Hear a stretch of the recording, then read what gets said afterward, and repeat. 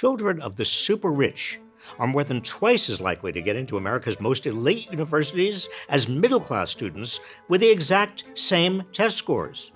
This fast-tracks them to become the next generation of CEOs and lawmakers and helps keep wealth and power in the hands of people who started out wealthy and powerful. A big reason rich kids have such an advantage is so-called legacy admissions, the preference elite schools give to family members of alumni. The vast majority of Americans across the political spectrum think this is unfair.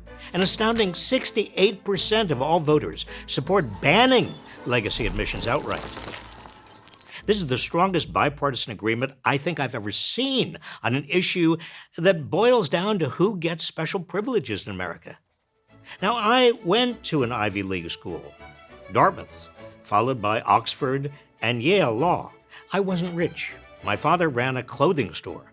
That was a half-century ago, before inequalities of income and wealth exploded in America, before the middle class began shrinking, before the American oligarchy began corrupting American politics with a flood of big money donations.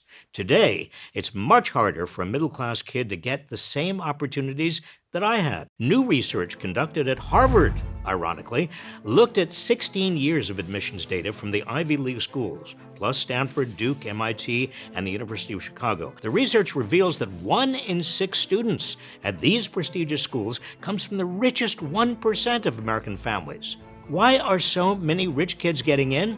It's not because they're better students.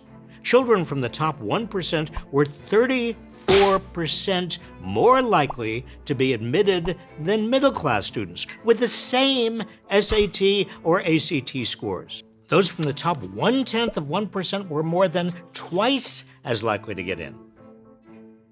Legacy admissions are one of the biggest reasons. Nearly 30% of Harvard's class of 2023 were legacies. It's a vicious cycle that consolidates wealth and power in the hands of a few. Less than 1% of Americans get into one of these top schools, but their graduates account for 12% of the Fortune 500 CEOs, a quarter of all U.S. senators, and more than a third of all Americans with a net worth over $100 million.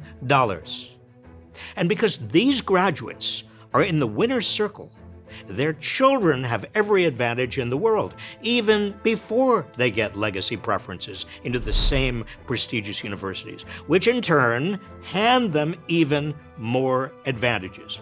You see how this entrenches an American aristocracy?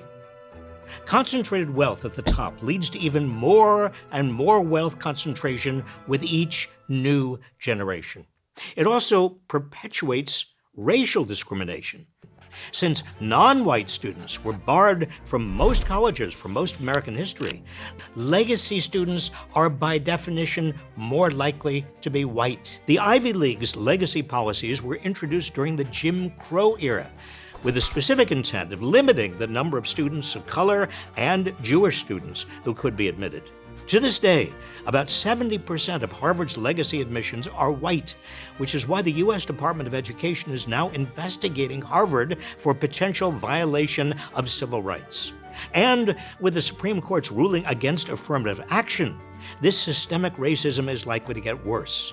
The court is pretending to make college admissions race-blind while preserving systems that advance wealthy white students over all others. It's time for the government to ban legacy admissions.